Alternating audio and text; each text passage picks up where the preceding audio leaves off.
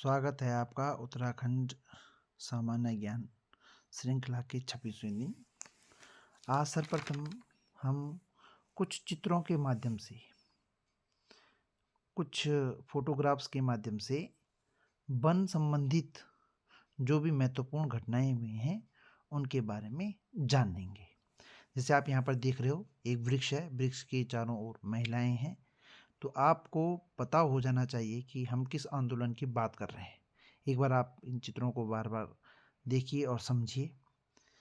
उसके बाद आप देख रहे होंगे यहाँ पर वही चित्र है और चित्र में महिलाएं वृक्ष को घेरे हुए हैं, चिपके हुई हैं। और यहाँ पर एक महिला, और महिला के बारे में गौरा देवी लिखा गया है और मदर ऑफ चिपको मूवमेंट इनको कहा जाता है। ध्यान से देखें आप। यहाँ पर फिर 3 हस्तियाँ देखेंगे आप, और ये जो बीच में चित्र है गौरा देवी जी का चित्र है, अभी इससे पहले हमने देखा। और ये यदि हम राइट साइड में देखें तो ये भी जाना पहचाना चित्र लग रहा है। इनका नाम सुंदरलाल बोगड़ा जी है। और यदि हम लेफ्ट में देखें तो आप चंडी प्रसाद भट्ट जी हैं। आपको रेमन मैग्सेसे पुरस्कार मिला हुआ है, आप भी वन आंदोलन से संबंधित है। शहीद स्मारक ये तिलाड़ी, रवाई, इस तरह से एक घटना है, उससे संबंधित है। उन शहीदों की स्मृति में इसका निर्माण किया गया है। इसके बारे में भी हम प्रश्नोत्तर के माध्यम से जानेंगे।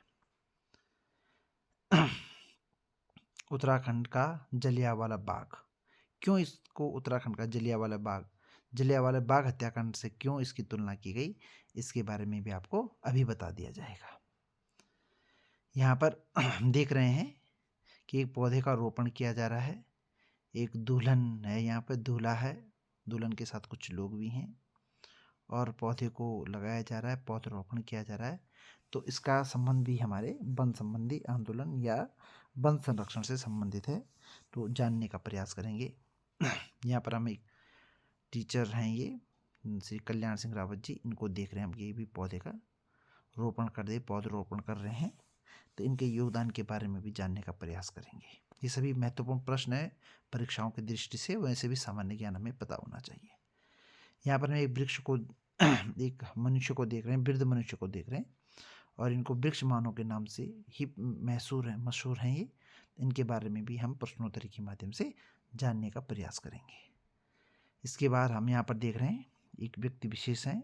आसपास पूरा जंगल बना हुआ है, आसपास का एरिया जंगल है और काफ़ी लोग वहाँ पर हैं।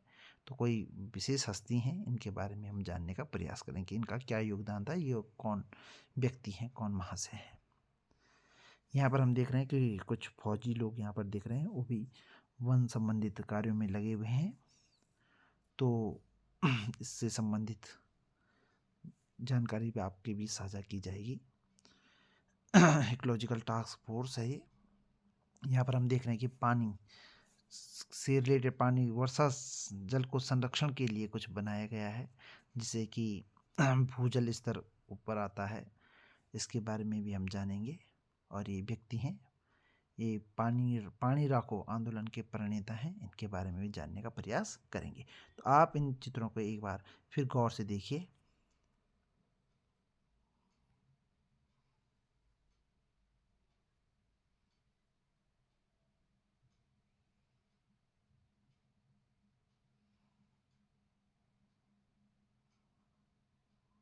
और देखने के बाद आप एक बार एट ए ग्लांस आपको जो जो बताया गया है आप रिकैप करेंगे उनको, तो आपको कुछ पता चलेगा। अब हम प्रश्नोत्तर के माध्यम से जानेंगे। तो उम्मीद है कि चित्रों के माध्यम से आप प्रश्नों को और संबंधित जानकारी को आसानी से जानेंगे और आसानी से आपके दिमाग में ये बिल्कुल फिट हो जाएंगी, कैप्चर्ड हो जाएंगी। तो आज 26वें दिन हम वन संबंधी आंदोलन के बारे में कुछ जानकारी साझा कर रहे हैं। वनों के संरक्षण, उनके अधिकार, पर्यावरणीय संरक्षण को लेकर उत्तराखंड राज्य में अनेक जन आंदोलन हुए और हम प्रश्नोत्तर के माध्यम से इन जन आंदोलन के बारे में कुछ जानकारी हासिल करेंगे। पहला, चिपको आंदोलन की शुरुआत कब और किसने की। तो हमने चिपको आंदोलन से संबंधित हमने एक चित्र भी देखा, फोटो देखा। तो चिपको आंदोलन की शुरुआत रैणी गांव, गोपेश्वर, जनपद चमोली की श्रीमती गौरा देवी, अभी हमने चित्र के माध्यम से देखा, मदर ऑफ चिपको मूवमेंट, इनके द्वारा, गौरा देवी के द्वारा इस आंदोलन की शुरुआत सन 1974 में हुई। और फिर प्रश्न 2 है कि चिपको आंदोलन को व्यापक स्तर पर ले जाने में किसकी महत्वपूर्ण भूमिका रही। हमने देखा गौरा देवी जी के साथ 2 चित्र और थे, 2 लोग व्यक्ति और थे। तो एक थे उसमें पर्यावरण श्री सुंदरलाल बोगड़ा जी और दूसरे श्री चंडी प्रसाद भट्ट जी। फिर प्रश्न है कि श्री चंडी प्रसाद भट्ट किस रेमन मैक्स से पुरस्कार 1982 में प्राप्त हुआ। तो पर्यावरणविद श्री चंडी प्रसाद भट्ट जी को 1982 में रेमन मैक्स से पुरस्कार से सम्मानित किया गया और ये उत्तराखंड के प्रथम व्यक्ति हैं जिनको रेमन मैक्स से पुरस्कार से सम्मानित किया गया। हमने वहाँ पर एक शहीद स्मारक इस तरह का एक चित्र देखा। फिर हमने एक चित्र देखा जिसमें लिखा हुआ था कि उत्तराखंड का जलियांवाला बाग।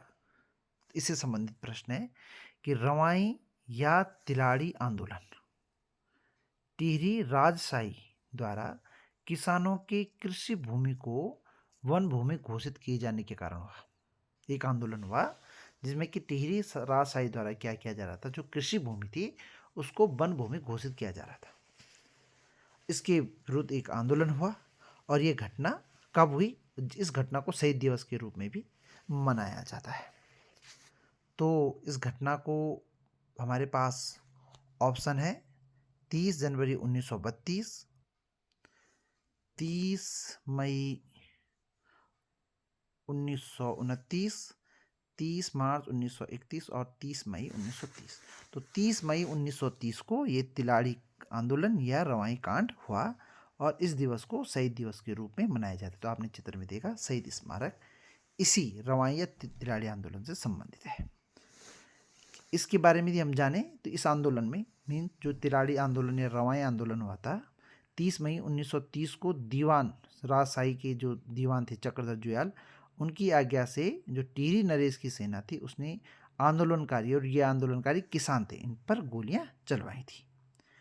तो ये शहीद दिवस के रूप में 30 मई को मनाया जाता है। तो 30 मई 1930 की घटना है और इसकी जो तुलना की गई वो जलियांवाला बाग हत्याकांड से की गई। आगे बढ़ते हैं। नेक्स्ट प्रश्न है डुंगी पैंतोली आंदोलन, ये बांज के जंगल काटने के विरोध में किया गया था, किस जनपद में हुआ। तो ये चमोली जनपद में हुआ डुंगी पैंतोली आंदोलन। महिलाओं ने इसमें बढ़ चढ़कर भागीदारी ली थी। पानी राखो आंदोलन के सूत्रधार कौन थे। पानी राखो आंदोलन हमने देखा था एक जगह में छोटे छोटे समूह में हमने देखा कि पानी कई जगह एक मतलब छोटे छोटे गड्ढे बनाए गए हैं और उनमें पानी रेन वाटर उनमें कलेक्ट हो रहा है, जिससे कि जल संरक्षण का एक बहुत ही सुंदर और व्यापक स्तर पर इसका प्रयोग किया गया। तो ये पानी राखो आंदोलन था और इस आंदोलन की जो शुरुआत की थी और इस आंदोलन की प्रणेता कहेंगे हम तो सच्चिदानंद भारती जी हैं और ये सच्चिदानंद भारती जी पेशे से शिक्षक थे। तो पानी राखो आंदोलन प्रणेता सच्चिदानंद भारती।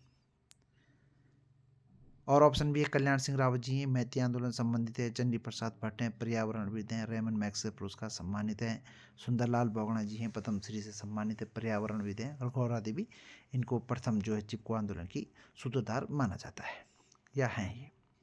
फिर आता है कि जो पानी राखो आंदोलन है जो पानी की कमी दूर करने हेतु किया गया था, कहाँ के युवाओं द्वारा सच्चिदानंद भारती जी के नेतृत्व में चलाया गया। तो ये उफ्रें खाल एक जगह है पौड़ी गढ़वाल में, वहाँ पर इस आंदोलन की शुरुआत की गई थी। तो पानी राखो आंदोलन सच्चिदानंद भारती और स्थान बोले तो हम उफ्रें खाल पौड़ी गढ़वाल। फिर आता है कि दुधातौली लोक विकास संस्थान का गठन किसके द्वारा किया गया। तो इन्हीं सच्चिदानंद भारती जी द्वारा। वो ऑप्शन है जयानंद भारती, सच्चिदानंद भारती, चंडी प्रसाद भट्ट, कल्याण सिंह रावत। यहाँ पर नया नाम जयानंद भारती आया हुआ है। इनका डोलका पाल की आंदोलन से संबंध है इनका। तो सच्चिदानंद भारती जी ने दुधातौली लोक विकास संस्थान का गठन किया था। ये पानी राखो आंदोलन के दौरान ही हुआ था। तो उत्तर हो जाएगा दुधातौली लोक विकास संस्थान और उत्तर हो जाएगा सच्चिदानंद भारती। 1994 में शुरू हुआ रक्षा सूत्र आंदोलन हुआ। ये रैयाला जंगल आज भी इसके रक्षा सूत्र के रूप में वहाँ पर विद्यमान है। तो टिहरी जिले में शुरुआत हुआ 1994 में, और किस क्षेत्र से प्रारंभ हुआ? जौनपुर क्षेत्र, प्रताप नगर क्षेत्र, भिलंगना क्षेत्र या नरेंद्र नगर? तो ये भिलंगना क्षेत्र से शुरू हुआ। रक्षा सूत्र आंदोलन 1994, टिहरी जनपद। बहुत ही महत्वपूर्ण प्रश्न है। फिर प्रश्न है नेक्स्ट, लाता गांव में धरने के साथ प्रारंभ हुआ झपटो छीनो आंदोलन। झपटो छीनो आंदोलन, इसका प्रारंभ कब हुआ? तो बता दूं मैं, ये 21 जून 1998 की घटना है, जब झपटो छीनो आंदोलन की शुरुआत हुई थी, 21 जून 1998। फिर नेक्स्ट प्रश्न है कि मैती आंदोलन के बारे में कुछ जाने। तो हमने देखा कि एक जगह में हम देख ही रहे थे चित्र के माध्यम से कि दूल्हा और दुल्हन जो है पौधे का रोपण कर रही हैं, पौधरोपण कर रही हैं, वृक्ष लगा रही हैं, और ये कार्य जो है वधू के मायके में हो रहा है। अब मायके को मैत जिसे कहते हैं, मैत मायकाई की बात है, तो उसके मैत में कार्य हो रहा है और वहाँ पर वो पौधा लगा। इसका मतलब विवाह के अवसर पर दूल्हा दुल्हन के द्वारा दुल्हन के मायके में एक पेड़ लगाया जाता है और जो मायका पक्ष है उसके द्वारा इस पेड़ की देखभाल की जाती है। और इस प्रकार का जो विचार, जो नवाचार किया गया, वो श्री कल्याण सिंह रावत जी द्वारा किया गया, पेशे से विज्ञान शिक्षक, और ग्वालदम इंटर कॉलेज से इसको शुरू किया गया था। तो मतलब श्री कल्याण सिंह रावत जी ग्वालदम इंटर कॉलेज में थे, चमोली में, और उनके द्वारा ये मैती आंदोलन की शुरुआत की गई। आगे बढ़ते हैं। 1996 में हुआ।